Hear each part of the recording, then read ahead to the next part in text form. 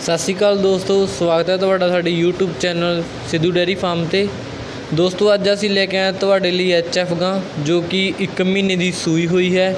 ਇਸ ਦਾ ਬੱਚਾ ਮਰ ਚੁੱਕਾ ਹੈ ਜੀ ਅਤੇ ਗਾਂ ਦਾ ਦੁੱਧ 11 ਤੋਂ 12 ਲੀਟਰ ਹੈ ਜੀ, ਅਤੇ ਜਿਸ ਦਾ ਮੁੱਲ ਸਿਰਫ 28,000 ਰੁਪਏ ਹੈ ਜੀ। ਜਿਸ ਕਿਸੇ ਨੇ ਵੀ ਇਹ ਗਾਂ ਖਰੀਦਣੀ ਹੋਵੇ ਉੱਪਰ ਦਿੱਤੇ ਗਏ ਕੰਟੈਕਟ 'ਤੇ ਸੰਪਰਕ ਕਰਕੇ ਇਹ ਗਾਂ ਖਰੀਦ ਸਕਦਾ ਹੈ ਜੀ। ਇਹ ਗਾਂ ਘੱਗਾ ਵਿਖੇ ਹੈ ਜੀ, ਜੋ ਕਿ ਜ਼ਿਲ੍ਹਾ ਪਟਿਆਲਾ ਦੇ ਵਿੱਚ ਪੈਂਦਾ ਹੈ। ਵਧੀਆ ਗਾਵਾਂ ਜਾਂ ਮੈਸਾਂ ਖਰੀਦਣ ਲਈ ਸਾਡੇ YouTube channel Sidhu dairy farm ਨੂੰ ਸਬਸਕ੍ਰਾਈਬ ਕਰਨਾ ਨਾ ਭੁੱਲਿਓ। Thank you.